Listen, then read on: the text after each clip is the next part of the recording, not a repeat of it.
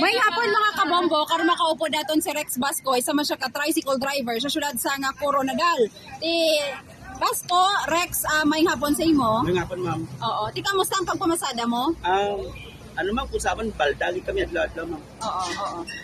Tapos, tani sa mga pasahero, panawagan ko lang nga, dapat, mo na nagsaka ang gasolina nga sobrang kamahal kayo, dapat intindihan niya kami ng driver. Kung magdagdag mo sa pamasahe sa amon, nung kabubuton ninyo, tapos hindi ka mumakit sa driver nga, ay, nagpasaka ka mo, wala man kamo sa taripa nga yatag sa amon. So dapat, intindihan. Ang driver kag ang pasahero, dapat mag-intindihan na lang kani. So dapat, hindi man kami nga driver, hindi naman kami pagkatapan.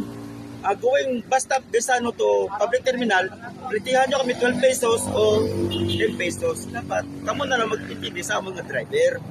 Siyempre, kaluoy kami kay may gasolina kami, maintenance pa sa tricycle namon. Kung gusto, yaw-yawan pa kami sa pasahero. Maluoy kamo sa amon nga mga pasahero ha. Kay kami, wala kami gareklamo kay naintindihan namon kamo.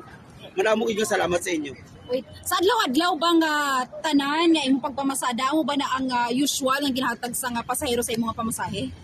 Kung minsan may ara nga nagahatag 30, amo to gindako na mga pasalamat. 25, pero iban, hindi kayo intindi. Pero mga estudyante, ginaintindi namon nga 15, kasi wala pa mas na trabaho. Intindihan namon, pero ang may mga trabaho, akigan pa kami kung pwede kami magpadagdag ng kabubuton nila. Ang iba, hindi kitindi. Ay, di nang taripan ninyo. Hipos na lang kami wala na kami hindi na kami nagatibo kayo nga kasi baka maapektuhan ang amon sa franchise sa legal na mga pagbiyahe.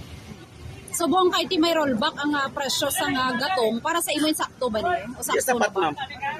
Hindi sapat. Sa 4 pesos nga i-rollback sa gasolin, ma'am, hindi sapat.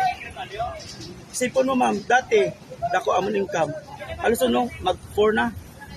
250 to 80 lang income namon. Bukas, estudyante pa naman.